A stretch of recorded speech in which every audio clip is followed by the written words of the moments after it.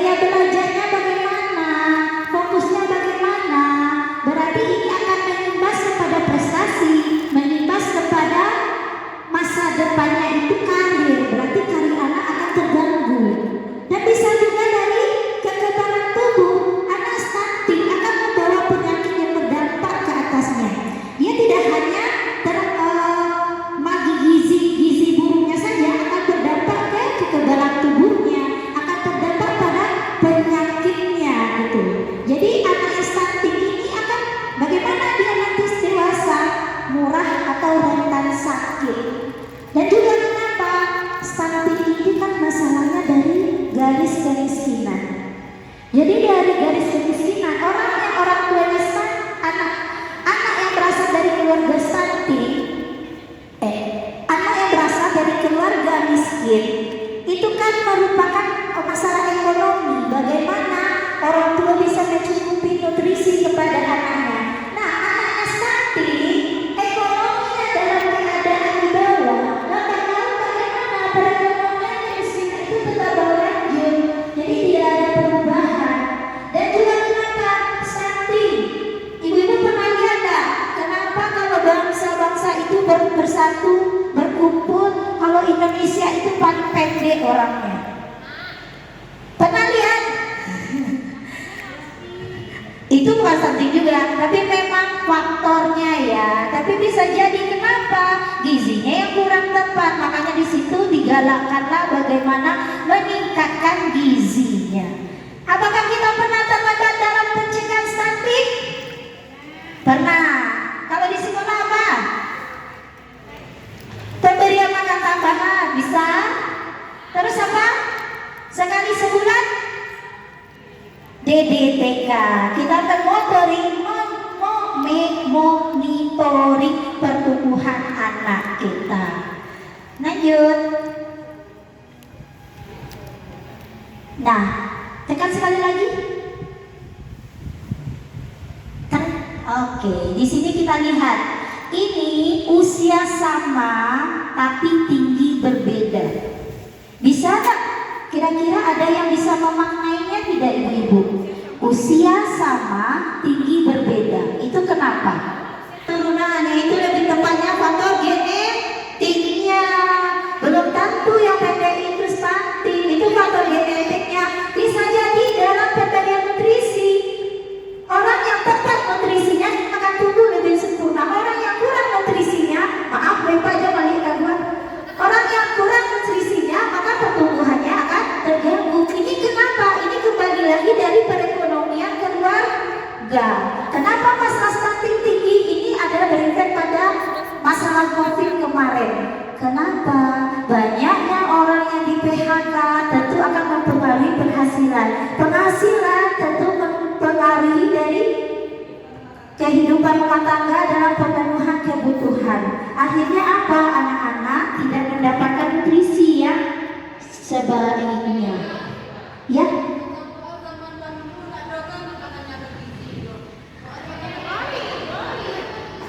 Oke. Siapa yang bisa menanggapi? Kata doa kalau yang dulu tidak boleh makan makanan yang bergizi. Kita lihat ada ubi.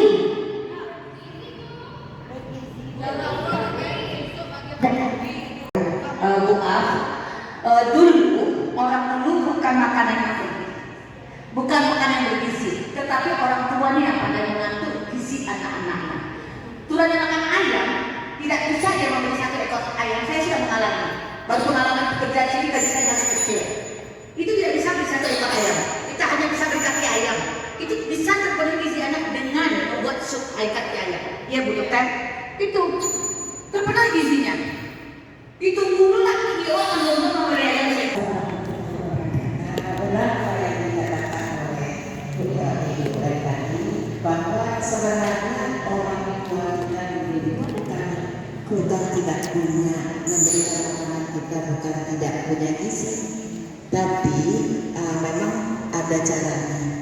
Nah, kita yang jelas sumber dari nutrisi itu untuk pembangunan, untuk pembangunan tubuh, untuk membuat sel-sel tubuh lebih baik itu adalah protein. Nah, protein itu bukan saja di daging. Kalau mungkin tadi makan mahal ya. Nah, bukan saja ikan, bukan saja ayam, tapi ada yang lain. Contohnya ada tempe, ada tahu, terus telur. Kalau telur kan nggak begitu mahal, dan itu bisa kita bikin. Nah, kalau telur itu Ibu, sebenarnya semua protein itu standarnya adalah 1 butir telur itu 11 gram proteinnya. Jadi seperti itu ya. Nah, kalau seandainya kebutuhan anak kita itu misalnya untuk pertumbuhan itu 2 gram protein per kilo, nah kita bisa kasih itu telur misalnya di tempe berapa. Nah, jadi artinya apa? Semua makanan yang mahal-mahal itu bukan artinya bergizi, tetapi kandungannya yang penting dan tidak harus mahal, dan kita harus bisa membuatnya. Jadi seperti itu. Nah, ibu-ibu semuanya, kalau ibu-ibu sekarang mengatakan bahwa makanan yang dibeli begitu yang mahal itu banyak gizi. Standar nutrisi itu adalah ada proteinnya, ada karbohidratnya, ada lemaknya, ada sumber vitamin dan mineral.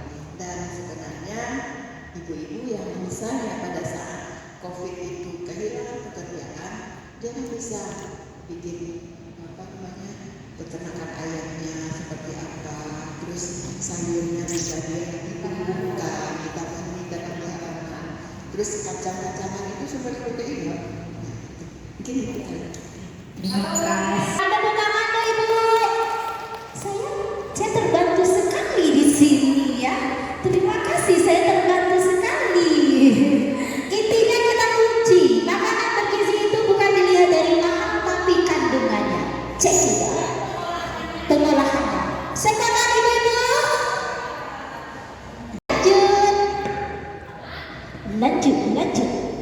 Lanjut, Ibu operator. Oke, lanjut. Next. Kita lihat Indonesia. Inilah masalahnya. Kenapa saya di sini sebagai berpanjangan tangan untuk berbagi informasi. Indonesia ini mengalami stunting, berarti sudah mengalami negara yang termasuk zona merah. Itu stuntingnya. Berarti sangat tingginya tingkat stunting di Indonesia. Pada COVID, tingkat stunting itu mencapai 24,4. Dan itu sangat ngeri sekali. Tapi pada tahun 2022, angka stunting bisa ditekan menjadi 21,6. Apa yang dilakukan pemerintah? Itulah yang dilakukan pemerintah dengan memanfaatkan semua sektor, termasuk kita, sektor pendidikan. Bagaimana kita di sini berperan memberikan komunikasi, memberikan edukasi, memberikan pemahaman kepada orang tua wali murid kita bahwa pentingnya bahaya stunting ini untuk masa depan anak kita. Nah, pada target 2024 stunting ini akan ditekan lagi menjadi 14%. Apakah sudah tercapai? Tentu belum. Kita lihat di ujung tahun nanti. Upaya pemerintah terus memperbaiki infrastruktur, memberi bantuan sosial, memberikan sanitasi bersih bagi yang membutuhkan. Nah, itu semoga bisa terlaksana. Stunting di sini kita dapat artikan adalah gangguan pertumbuhan dan perkembangan yang dialami anak akibat gizi buruk, infeksi berulang dan stimulasi psikososial yang tidak memadai. Anak didefinisikan sebagai stunting jika tinggi badan mereka lebih rendah dari anak seusianya. Tadi terjawab ya, sebenarnya pertanyaan WFA tadi itu di sini. Apakah semua anak pendek kita stunting? Ternyata tidak. Lanjut. Ciri-ciri stunting, tubuh anak yang pendek tidak sesuai dengan standar tinggi. Nah, apabila tidak ditangani, ini resikonya bagaimana? Perlambatan pertumbuhan tulang dan gigi, keterlambatan perkembangan kognitif dan motorik, wajah tampak lebih muda dari usia, keterlambatan pertumbuhan gigi, keterlambatan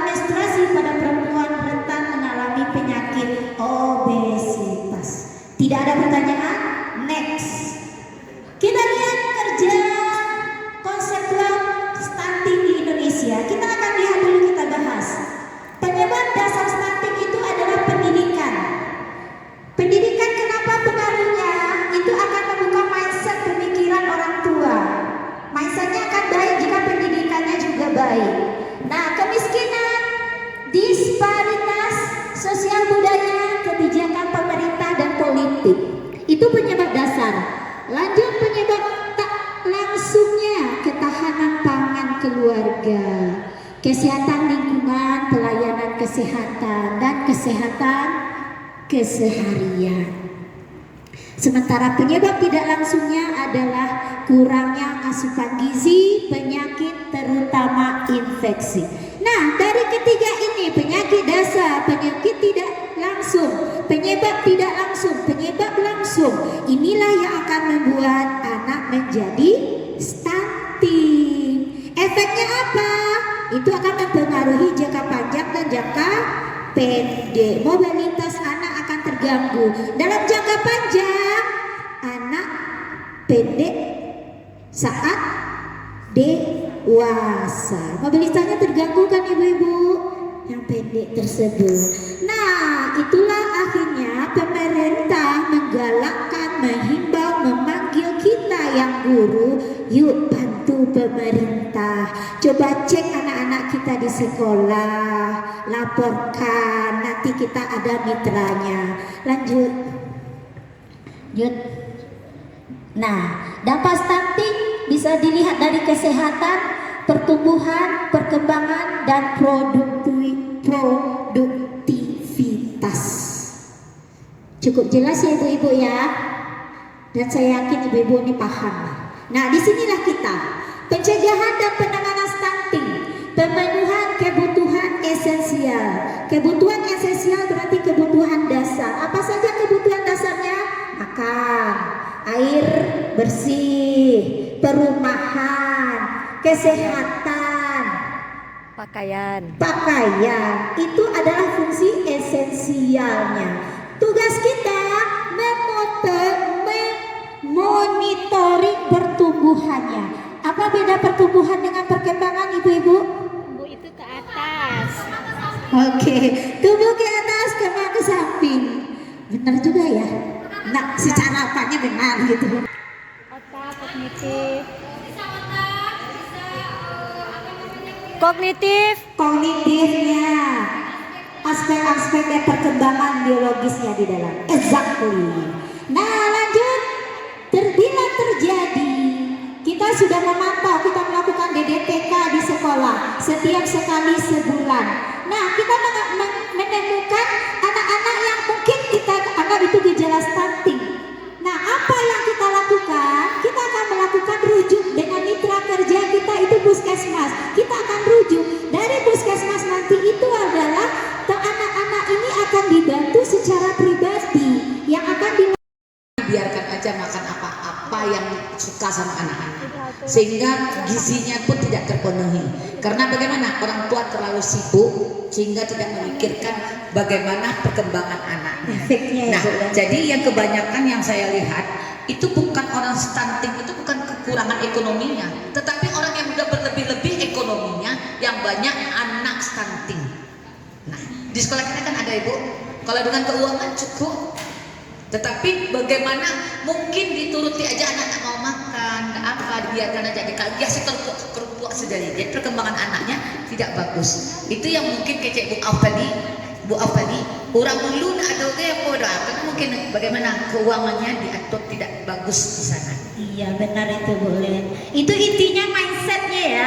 Bagaimana mindset kita sebagai orang tua. Berarti kita di sini adalah menyembangkan kesadaran para wali murid untuk pentingnya gizi. Terima kasih Bu Len.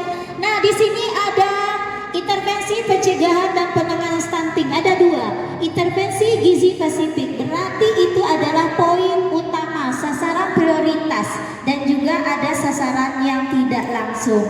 Lanjut Bu Zaza, kita lihat dari sasaran prioritas ini. Siapa yang prioritas? Ibu hamil, ibu menyusui, dan anak baru lahir hingga usia 2 tahun.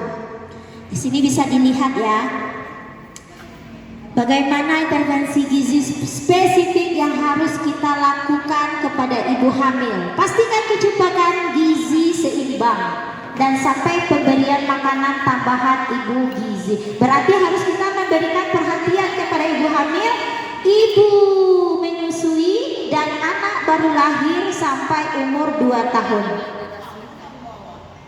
Masih juga intervensinya, bisa dilihat ya ibu-ibu. Lanjut, intervensi intervensi, lanjut. Intervensi gizi sensitifnya. Ini sasaran tidak langsungnya. Lanjut Bu Ja. Nah, apa saja bentuknya? Ini bagian akses bahan pangan, kesadaran, komitmen, pengasuhan. Di sini yang kata Bu Neta itu kesadarannya, kesadaran orang tuanya yang tidak ada. Yang penting duit, mungkin dalam kehidupan orang kan ada prioritas. Yang penting ini duit, ini keyakinan, ini. Itu dia. Akses kesehatan, akses air bersih, sanitasi, ketahanan pangan, keluarga dan masyarakat. Lanjut. Lanjut. Lanjut. Lanjut. Lanjut. Kita mau sebelum penutup kita main sedikit benar atau salah. Saya butuh jawabannya benar atau salah serta alasannya. Stunting disebabkan oleh keturunan. Benar atau salah? Kita pakai gimana ya? Oh gini ya. Kalau benar bagaimana? Oh, terima kasih Bu Dokter kita. Kalau benar gini, salah gini ya. Oke, kita ulang. Stunting disebabkan karena keturunan. Salah. Tektok, tektok salah. Kenapa stunting penyebabnya tadi Ibu-ibu? Kekurangan gizi kronis. Pintar ini Mak. Saya salah tempat di sini. Lanjut. Lanjut.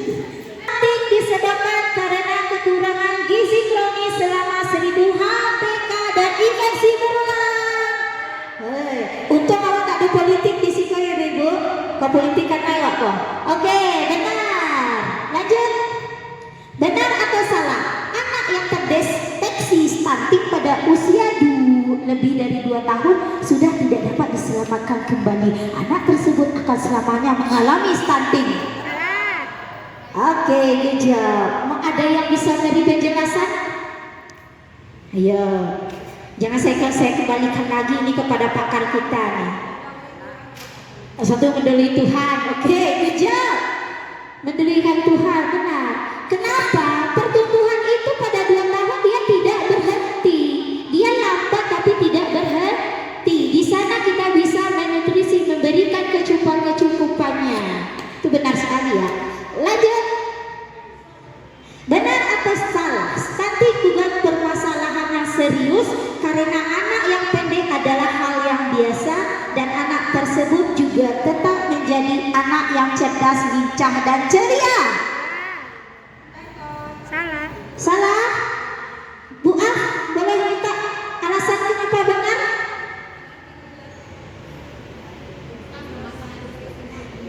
Apakah masalah stunting ini bukan serius? Serius. Benar sekali. Stunting adalah masalah yang serius. Efeknya apa? Kemajuan Indonesia ke depan generasi nanti akan berpengaruh besar. Makanya Indonesia tuh negaranya berkembang sih. Lanjut. Udah, maaf. Intervensi gizi spesifik merupakan bentuk intervensi yang ditujukan kepada sasaran langsung, yaitu ibu hamil, ibu menyusui, dan anak sejak lahir. 3, 4. Betul ya intervensinya itu. Lanjut. Kayaknya ada yang terakhir udah kan? Oke. Kalau kesalahan pengucapan atau pemahaman yang diberikan, saya akhiri. Assalamualaikum warahmatullahi wabarakatuh. Waalaikumsalam warahmatullahi wabarakatuh.